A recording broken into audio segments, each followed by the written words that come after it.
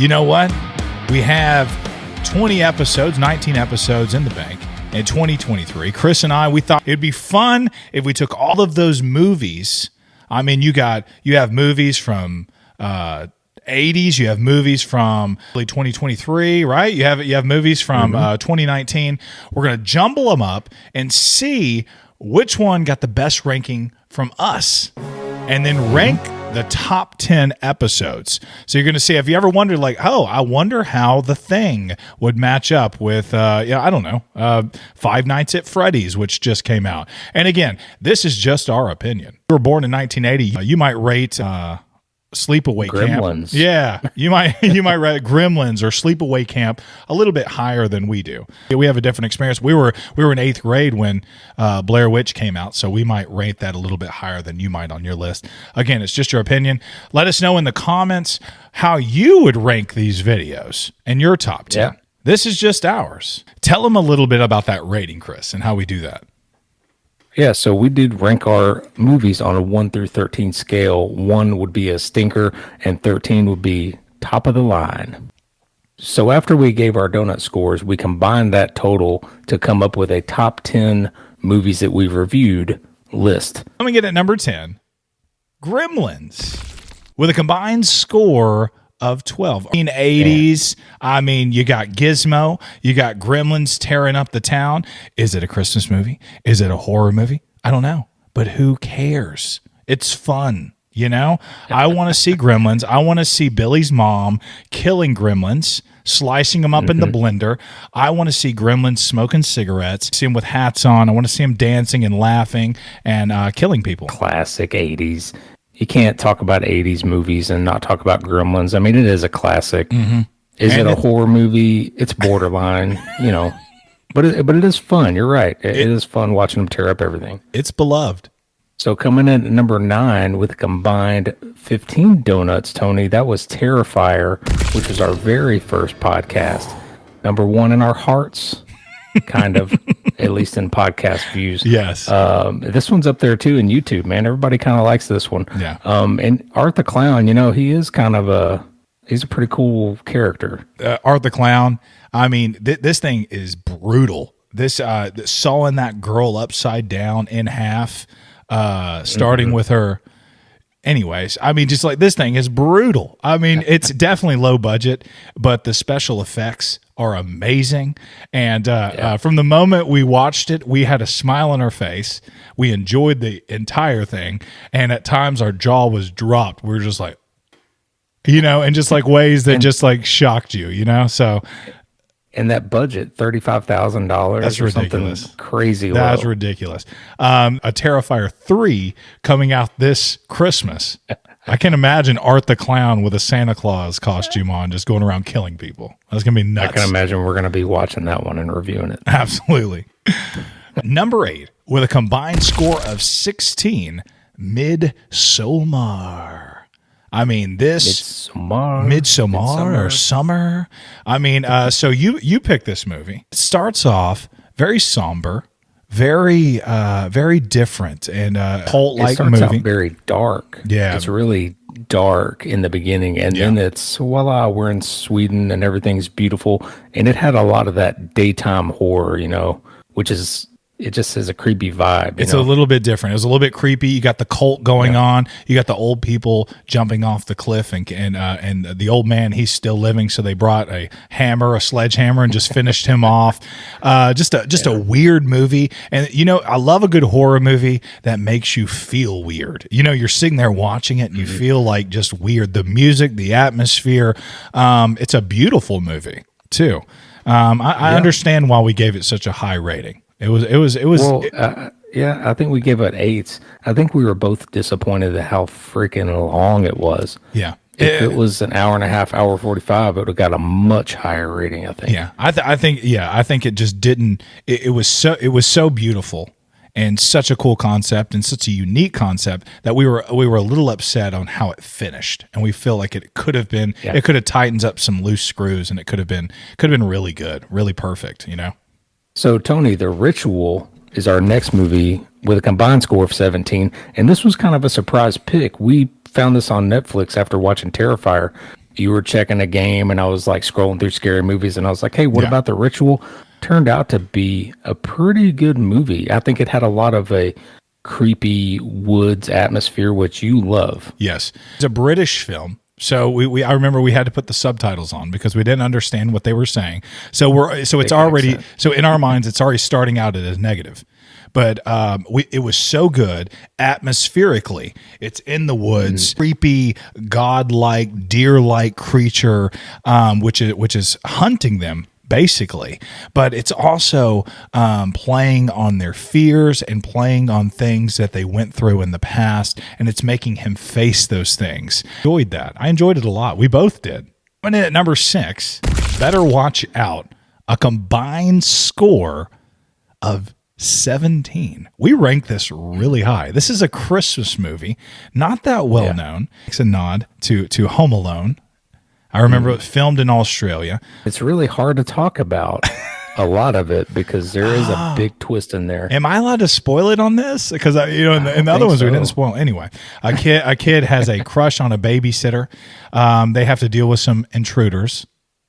And they take them out Home Alone style. I guess I'll just say that. But there is a very clever twist that I think you should watch now or watch this Christmas because we loved it. We really enjoyed this movie. Very Christmassy movie, and a lot of fun twists in that one.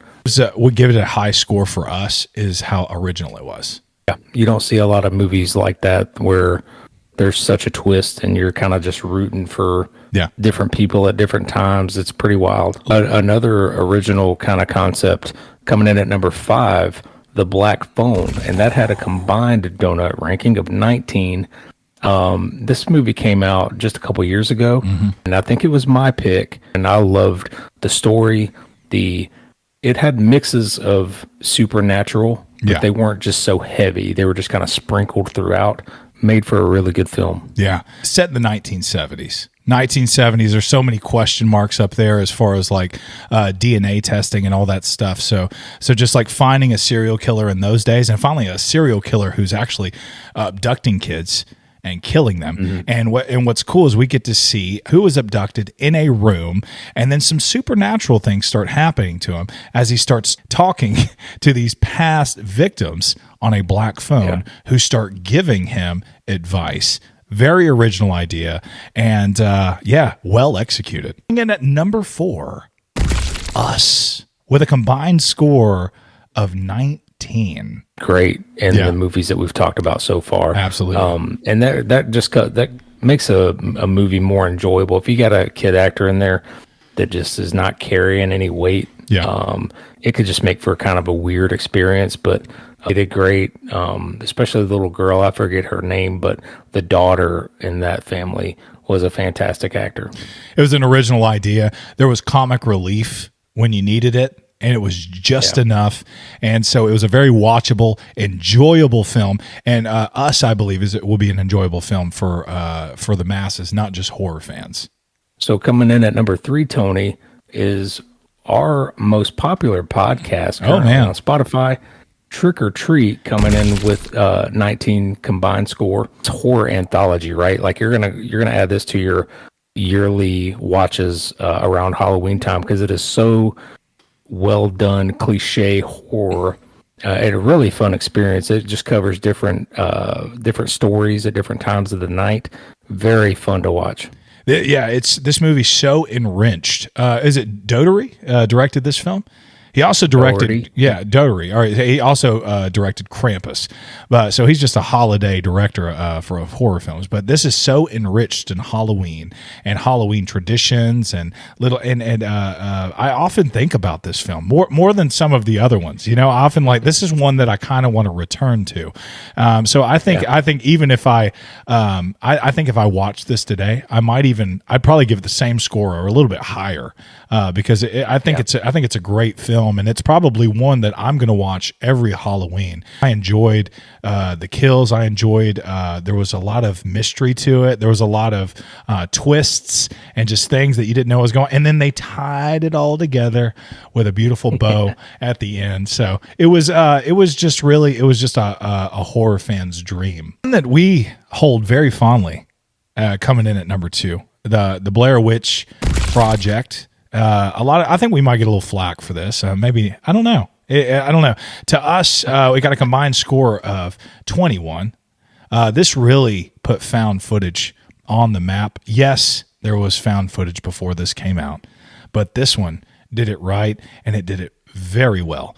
This was before VHS. This was before what are the ones where the Paranormal Activity. Paranormal Activity 1, Paranormal Activity 2. This is before all of that, and it was truly frightening. And it did it with minimal budget, and it did it with minimal gore and horror. And actually, you never see the witch. It also did it with great advertising, promotion. Yes. There wasn't a lot of, hey, go check this movie out. It was, hey, 3 kids went missing in the woods, and here's their footage. It was very well marketed. You could see that now, and you wouldn't believe it. But back then, it was partly believable. I mean, we really enjoyed it, really nostalgic. And I think it still holds up to this day. If you were just to kind of sit back, turn the lights off, turn on some Blair Witch, and just kind of go along for the ride, I think it still holds up. Fine score of 22 donuts is The Thing from 1982. Crazy. Kurt Russell, that hair, that sombrero. I mean, come on. Yeah, that hat. That's what I meant. That good. Sombrero. Yeah. That hair. This is one, Tony, that if we could go back and re-rank some movies, I would probably give this one a little more, even though I gave it an 11, and 13 is our highest. I would have probably given it another 1. What episode There's was not this? A lot that this movie didn't give me. It was good isolation, good practical effects, great story, and great actors. I mean, there's not a lot it didn't give us. Yeah. So what podcast was this for us? 3? Number 3. So we're just kind of getting our grip as far as like the scoring world goes. I agree. I'd probably raise The Thing up. This is one that I studied when I was in radio television class. Our teacher showed this to us, and it was exploring those practical effects. It was exploring isolation and when things go sour, these tight knit groups or friends, how things turn pretty quickly. And this is a pretty frightening film. It's fun, and it's so memorable, and it's memorable because of those practical effects mainly. What's cool is we're turning a page where people our age are making movies now, and they're going back. They're getting rid of the CGI, and you got the Terrifier. You got Better Watch Out. You got the Black Phone, where they're Trick or Treat and Krampus as well, where they're going and they're using more practical effects because those movies had an effect on people. They like that red corn syrup. You know what I mean? And you can still talk about The Thing today. Yeah. I see shows on it all the time where it's like, hey, the ending of The Thing explained. Oh yeah. What the director didn't tell you. I mean, you can still have these discussions about a movie like this and say, well, were they both the thing, or was one the thing or not? Yeah. I mean, you could still have that conversation today because it's just wrapped in that mystery. There's a documentary on YouTube about the making of The Thing, and I've watched it 3 times. So that's what I'm saying. That's how much. That's the making of The Thing, and just a classic, good movie. I'm glad that's our number 1. As far as that goes. And you know what? Keep listening. All of these movies have a podcast attached to them, where we go more in depth. We break them down scene by scene.